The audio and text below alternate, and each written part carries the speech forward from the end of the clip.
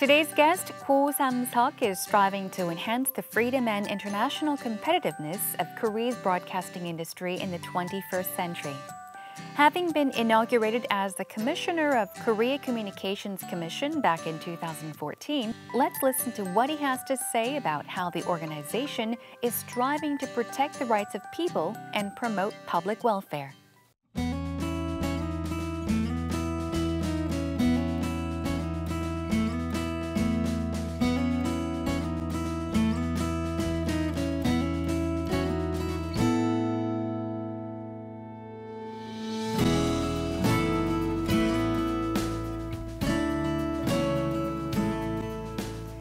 디지털 미디어 시대에 국민의 권익을 위해 밤낮으로 노력 중인 방송통신위원회 고삼석 상임위원님 모셨습니다. 안녕하세요. 네, 안녕하세요. 방송통신위원회 상임위원 고삼석입니다. 네, 오늘 이렇게 귀한 시간 내주셔서 정말 감사드립니다. 네, 초대해 주셔서 고맙습니다. 네, 지금 이제 방송을 보고 계시는 분들께 우리 시청자분들을 위해서 가장 먼저 방송통신위원회에 대한 소개를 부탁드려도 될까요? 네, 시청자들 대부분이 네. 방송과 통신 그리고 인터넷 서비스를 이용하고 있을 것입니다. 네.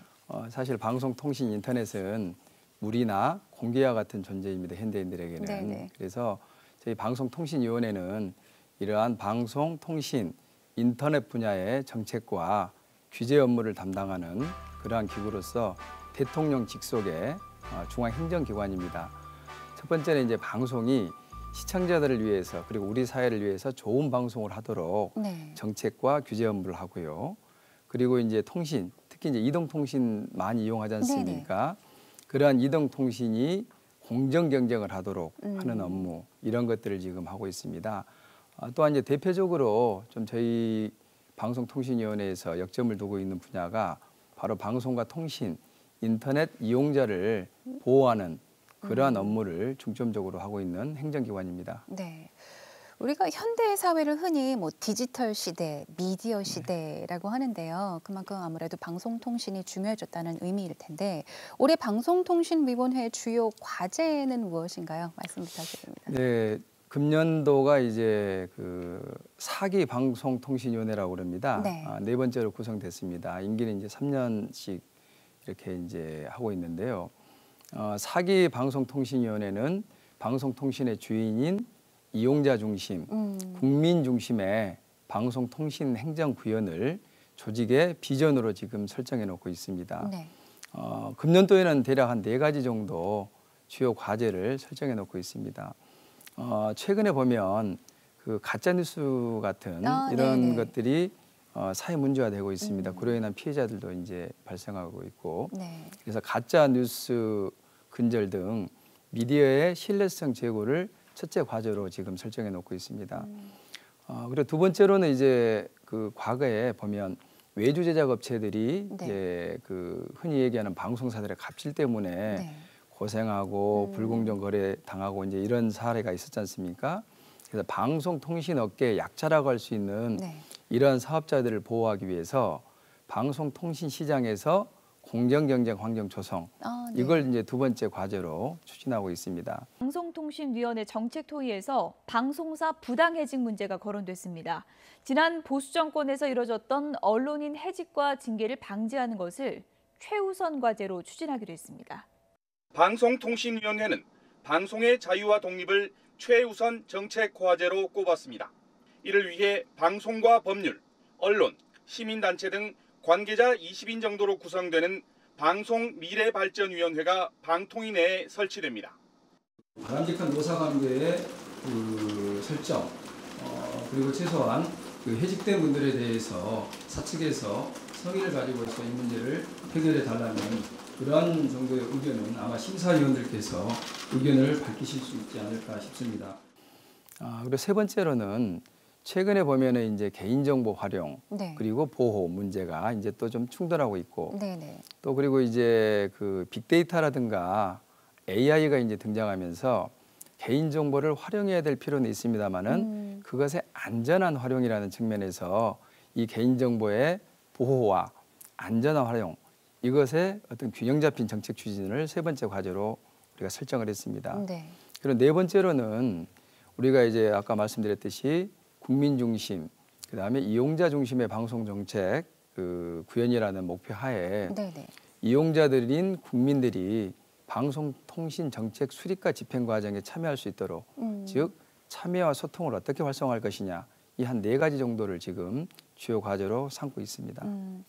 디지털 기술의 변화라고 할까요? 이런 네. 디지털 기술의 변화 때문에 그것으로 인해서 많은 사람들의 라이프 스타일이 정말 많이 바뀌었고 네. 계속해서 바뀌고 있는데 그만큼 방송 환경도 좀 빨리 네. 바뀌어야 한다는 생각을 하게 됩니다. 자, 일단 디지털 미디어 시대에 방송은 어떻게 변화해야 하는지 우 의원님께서 짧은 강연해 주시겠습니다. 보시죠. 네, 스마트 모바일 시대 방송의 미래는 어떻게 될까요? 지난 20세기는 신문과 방송과 같은 소위 매스미디어가 지배하는 그러한 시대였습니다. 방송의 경우 지상파 방송이죠. KBS, MBC 같은 이러한 방송사들이 콘텐츠를 대량으로 생산해서 불특정의 시청자들에게 이제 보급을 하고 또 그 콘텐츠를 집단적으로 소비하는 콘텐츠의 대량 생산과 대량 소비 이러한 것들을 지난 20세기는 특징으로 하였습니다. 그러나 21세기가 되면서 방송 분야에 여러 가지 기술적인 변화들이 있습니다. 디지털 방송의 시작 그리고 스마트화 또한 모바일 방송의 등장이 바로 그것입니다. 최근에 동영상 플랫폼을 통한 1인 방송, 1인 미디어의 등장이 대표적인 변화입니다. 흔히 이제 MCN이라고 그러죠. MCN. 1인 방송을 이제 모아서 방송을 하는 플랫폼을 MCN이라고 그럽니다. 즉 개인이 콘텐츠의 제작과 유통의 주체로 등장하는 그러한 1인 미디어 시대가 열렸다 이렇게 지금 보시면 될 것 같습니다. 최근 10년 동안 TV의 방송 시간은 지속적으로 감소하는 것으로 나타났습니다. 그러면 어떤 매체가 이제 이용 시간이 늘어났을까요? 네, 바로 모바일입니다. 여러분들이 가지고 있는 스마트폰, 이러한 스마트폰을 통해서 방송을 이용하고 콘텐츠를 소비하는 그러한 비율들이 급격히 증가를 하고 있습니다. 대표적으로 국내 지상파 방송 시간은 지난 3년 동안 지속적으로 감소했습니다. 또한 여러분들이 자주 이용하는 인터넷 포털을 이용 시간 또한 정체되거나 약간 감소하는 그러한 추세를 보여주고 있습니다. 반면에 유튜브와 같은 동영상 플랫폼의 경우는 무려 3배 가까이 증가하는 것으로 조사가 되었습니다. 또한 국내적으로 많은 이용자들이 유료 방송에 가입되어 있습니다. 그런데 이 유료 방송을 이용하지 않는 이러한 현상들이 국내외에 많이 일어나고 있습니다. 지금으로부터 정확히 40년 전인 1978년 영국의 2인조 그 밴드죠. 버글스가 그 부른 노래가 있습니다. 비디오 킬드 라디오 스타입니다. 즉 TV가 보급되면서 동영상이 많이 보급되면서 기존의 메인 매체였던 라디오가 설 자리를 잃어간다는 그러한 가사의 내용입니다. 정확히 40년이 흐른 지금은 어떻게 표현할 수 있냐면은 유튜브 킬드 더 TV 스타 이렇게 가사 내용을 바꿔도 전혀 이상하지 않을 정도로 미디어 환경이 급변하고 있다 이렇게 생각을 합니다. 앞서 말씀드린 대로 방송 산업 그리고 방송 소비 스타일은 이제 큰 변화를 겪게 될 것입니다. 그 가운데 방송사들은 이제 지금까지는 공급자 입장에서 소비자를 생각하지 않았다고 그런다면은 앞으로는 소비자가 필요로 하는 그러한 형태로 그러한 방식으로 콘텐츠를 만들고 공급을 해야 됩니다. 이러한 소비자 중심, 이용자 중심의 미디어 생태계 속에서 방송사들이 어떻게 적응하느냐 하느냐에 따라서 방송의 미래는 결정된다 이렇게 볼 수 있습니다.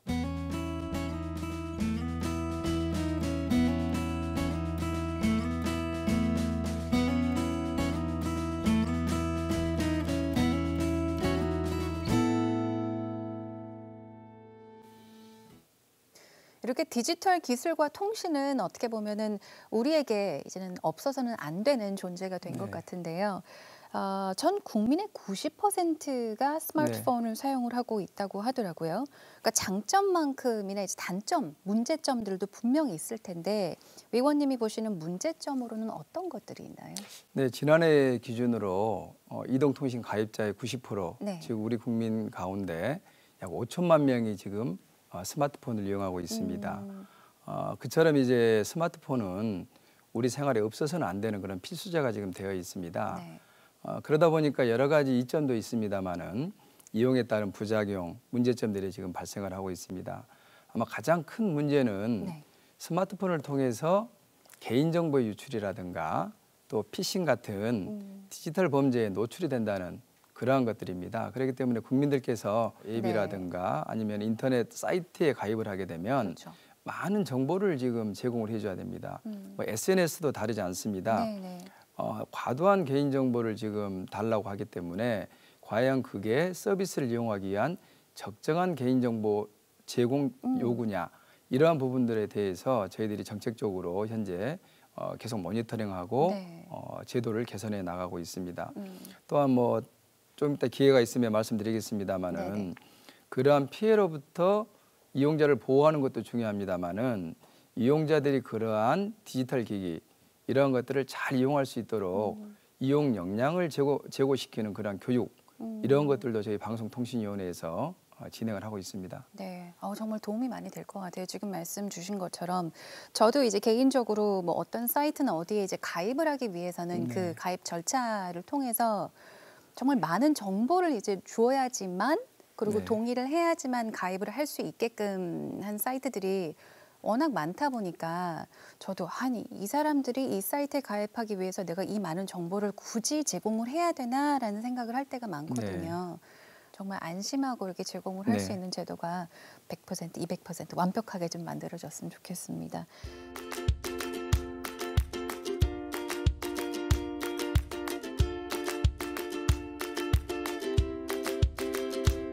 여러분의 힘찬 박수와 함께 시작해 보겠습니다. 박수 부탁드립니다.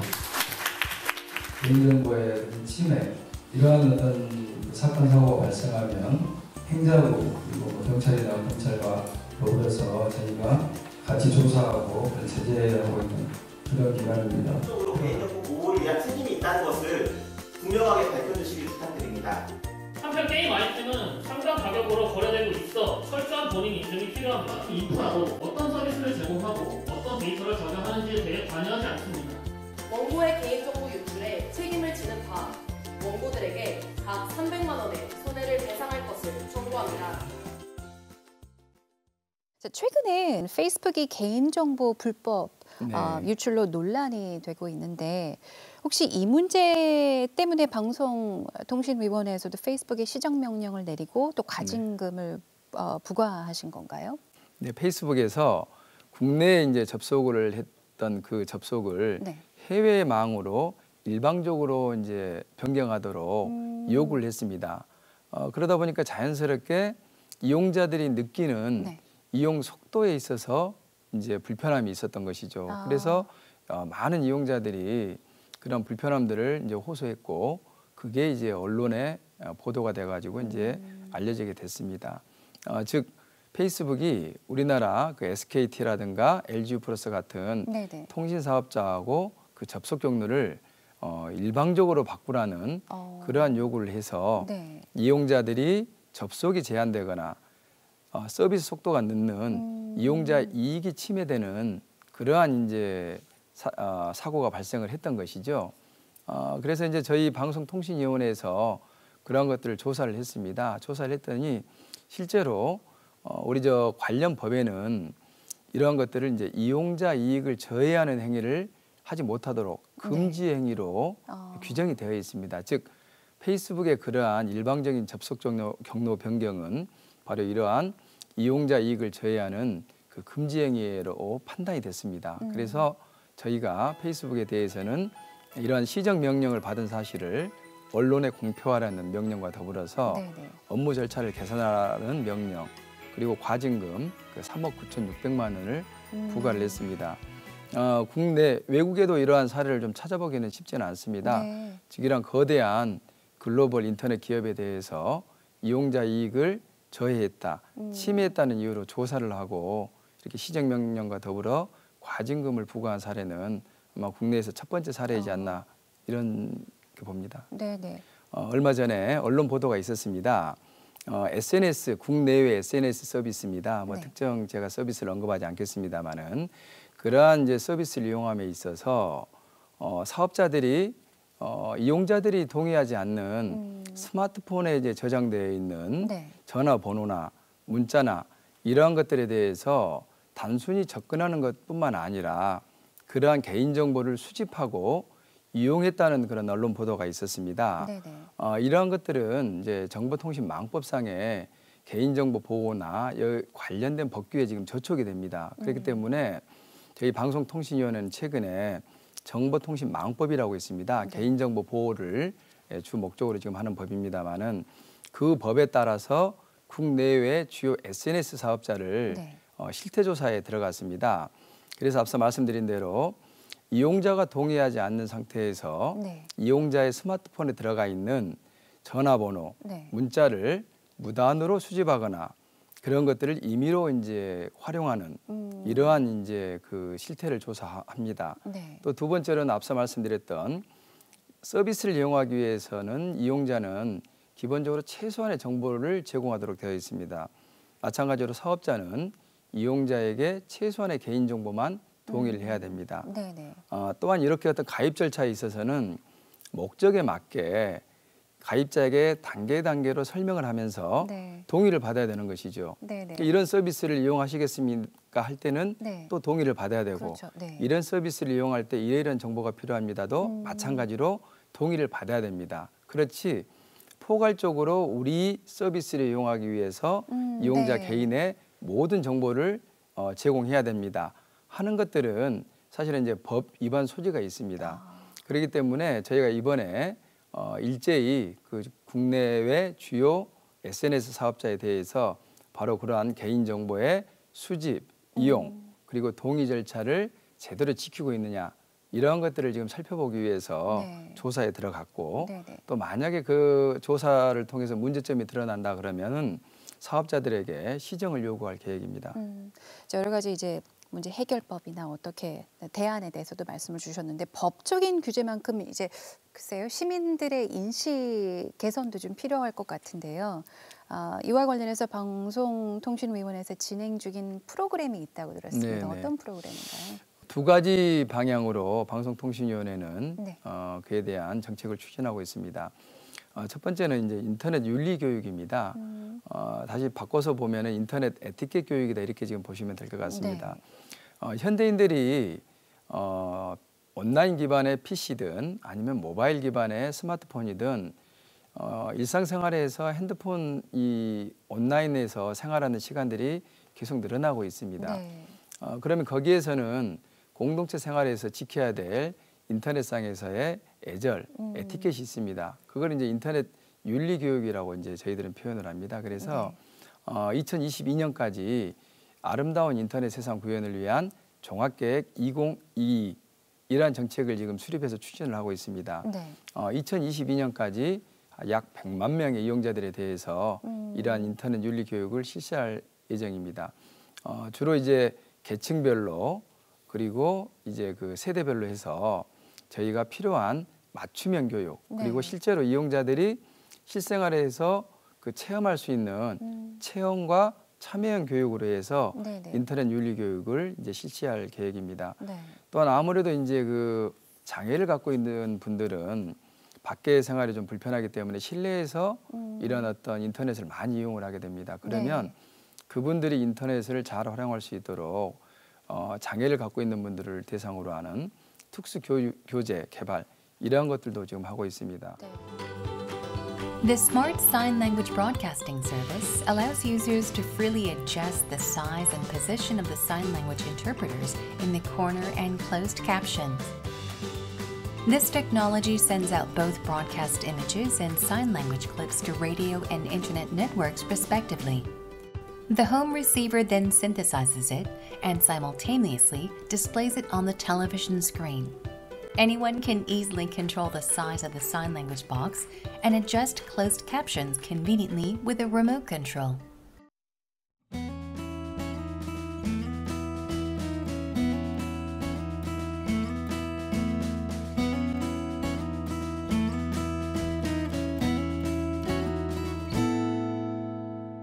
지금 인터넷 윤리 교육에 대해서 쭉 설명을 이제 주셨는데 제가 이야기를 들으면서 어떤 생각을 했냐면요. 아, 이거 학교의 필수 과목으로 들어가 있어도 좋겠다라는 생각을 네. 했어요. 특히 뭐 초등학생들 어렸을 때부터 좀 필수 과목으로 들으면은 아무래도 우리가 스마트폰이나 이제 인터넷으로 연결을 많이 하고 이제 거기 사용을 하는 시간들이 점점 늘다 보니까 학교의 과목으로 생겨도 괜찮지 지금 않을까요? 이제 유아용, 네. 유치원용 교육 교재 네. 그리고 교육 프로그램이 있고요. 그다음에 초등학교용도 있습니다. 네. 또한 이제 중고등학교용으로 해서 이제 관련된 교육 교재와 네. 교육 프로그램을 지금 운영하고 있습니다. 또한 특히 이제 나이가 드신 노인분들 같은 경우는 네. 이런 어떤 디지털 기기를 이용하는데 여러 가지 불편함이 있지 않습니까? 그래서 특별히 이러한 분들을 위해서 또 맞춤형 교육을 지금 현재 실시를 하고 있습니다. 그래서 혹시 그러한 것들이 필요하다 생각하시는 시청자들께서는 네. 또한 외국인 분들께서는 그 관련 공공기관들이 있습니다. 특히 방송통신위원회 산하에는 네네. 지역별로 시청자 미디어 센터가 있습니다. 네. 여기를 방문하시게 되면 필요한 교육을 받을 수가 있습니다. 네. 미디어 센터로 네. 가시기 바랍니다. 자, 이제 벌써 마지막 질문을 드릴 때가 됐는데요. 이렇게 빠르게 변하는 환경에 네. 방송이 꼭 지켜야 할 가장 중요한 가치는 무엇이라고 생각하십니까? 우리가 이제 그 언론학 교과서뿐만 아니고 네. 실제 우리가 사회생활을 하면서 많은 얘기를 합니다. 어떤 얘기냐면 미디어, 즉 언론은 사회적 공론의 장이라고 그럽니다. 즉 언론의 신문과 방송은 네. 지역, 계층, 그리고 종교, 성별 이런 것들과 무관하게 누구든지 거기에 참여해서 자기의 목소리를 그런 언론 매체를 통해서 우리 공동체에 전달할 수 있어야 됩니다. 네. 그런 차원에서 보면 방송의 가장 핵심적인 가치는 바로 방송의 공공성, 즉 국민들, 우리 사회를 위해서 이제 존재하는 것이고요. 또 그리고 그 목소리들이 공정하게 나가줘야 됩니다. 그래서 방송의 그 공공성과 공정성을 저는 가장 중요한 가치다 이렇게 생각을 합니다. 네, 그렇다면 이 가치를 지키기 위해서는 어떤 노력이 필요할까요? 아무래도 한 두 가지 정도로 얘기를 할 수가 있을 것 같습니다. 첫 번째는 이제 이러한 방송을 운영하는 주체가 누구냐면은 네. 주로 이제 그 사장을 비롯한 공영방송사의 경영진입니다. 그래서 이 경영진들이 독립적으로 그리고 정치적으로 중립적으로 방송사를 경영할 수 있도록 좋은 분들이 투명한 절차를 통해서 뽑혀야 됩니다.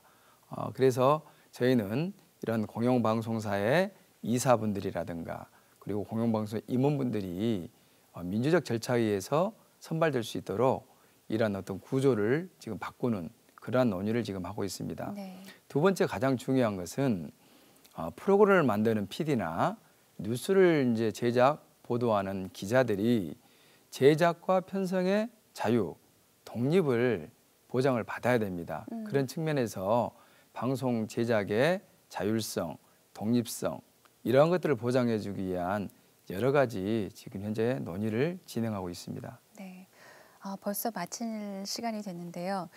방송통신위원회라고 하면은 사실 우리 실생활과는 좀 먼, 좀 네. 동떨어진 기관이라고 생각을 했었는데요. 오늘 이 시간을 통해 방송통신위원회가 어떤 일을 하는 곳인지 그 역할과 또 중요성에 대해서 약간 좀 배울 수 있는 시간이었던 것 같습니다. 오늘 함께해 주셔서 정말 감사드립니다. 네, 감사합니다. 고맙습니다. 네.